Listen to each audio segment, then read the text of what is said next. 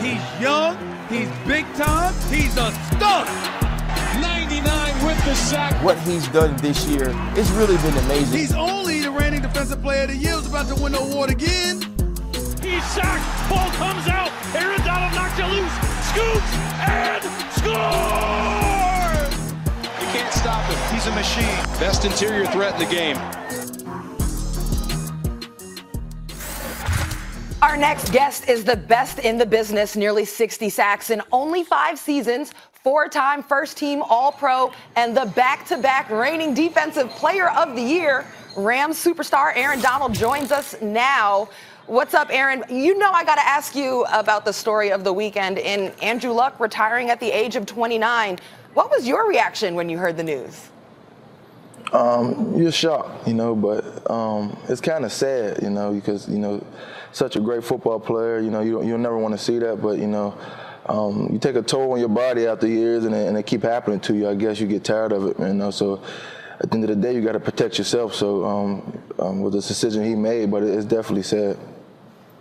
Aaron, Will Kane here. So as Raj just introduced you, 2-time Defensive Player of the Year, but there are people beginning to talk about you as, and maybe too late, by the way, Aaron, MVP level. But we keep talking about guys like, for example, Luck, Brady, Rodgers. It seems to be a quarterback award. What's it going to take? What do you have to do this year to finally bring that MVP award to the defensive side of the ball? I don't know. Just keep playing ball, man. I guess score some touchdowns, but just got to keep playing it and not think about it and just let it happen. So, in a mix of me just doing my job, trying to win games, success coming. Whatever happens. Do you feel you deserve to be league MVP? Do you feel that you're somebody that deserves and warrants that kind of consideration, not just Defensive Player of the Year, but league MVP, considering the position that you play? Well, that was last year. This is a whole new year, so it's starting fresh all over again. So if you feel, I feel like if you make the plays and you that type of guy that playing at that high level and deserve it, why not? So. Let me go back to last year, because obviously you guys went to the Super Bowl. You lost to the New England Patriots. I certainly don't blame the defense for that. You guys showed up. Your offense, that's a different story for another day. But as we go into this season, how are you feeling about your defense? You kept Fowler, obviously. You're still there. You acquired Clay Matthews in the offseason. He's not what he used to be, but experience matters, and he can still ball. But Ndamukong Suh is gone. How are you feeling about your defense coming into this season? Oh, I feel real good. I feel like we've been looking great. We've been making, all the right calls. We got, guys like Weddle back there making great calls. A veteran president that had a lot of success in this league, and adding Clay to the mix. That I feel like that's not going to do nothing but make us better.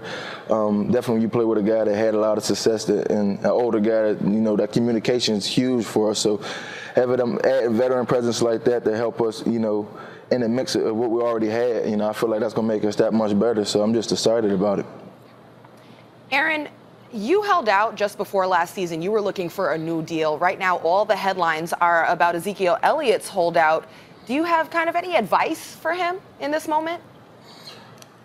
Just keep yourself in top shape. Just keep working, keep grinding, and it's a business at the end of the day. So things ain't gonna always go how you want it to go. Just don't take it personal. You take it personal, and that's when things, in your head start messing with you, and you start, getting a little angry. So, as long as you let business be business, and keep yourself in top shape, he'll be fine. And obviously, missing training camp didn't hold you back last year, Aaron.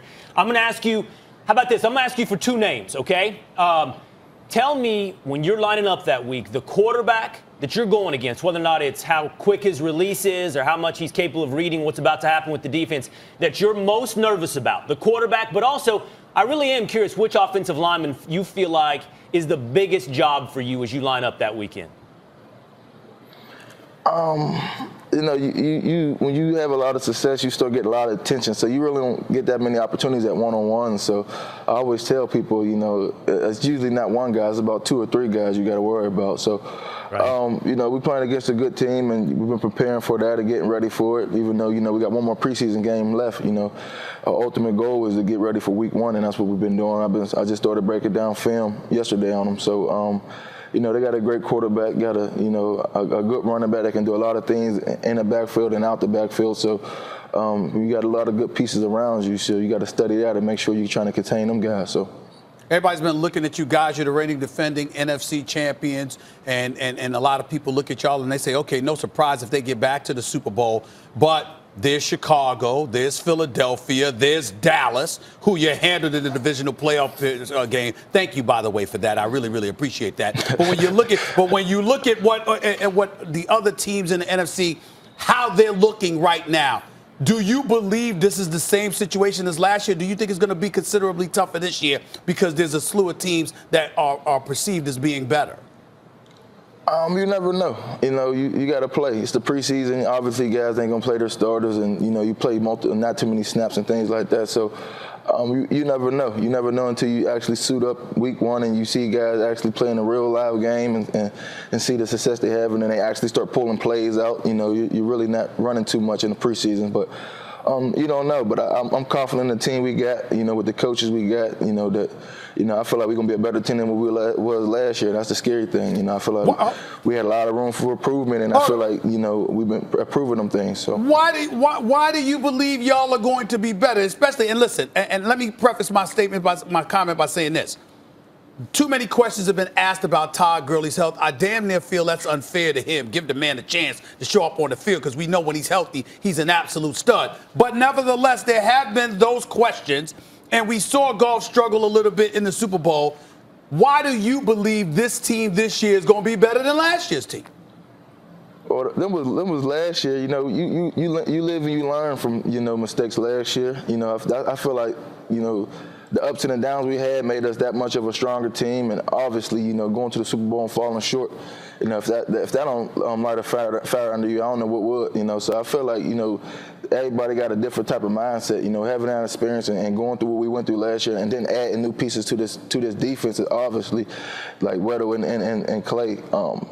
And what I've been seeing at practice, I just feel like we looking much better than what I've seen last year and in the past year. So I'm excited about this upcoming season. Aaron, now listen, I understand you didn't want to give me the quarterback.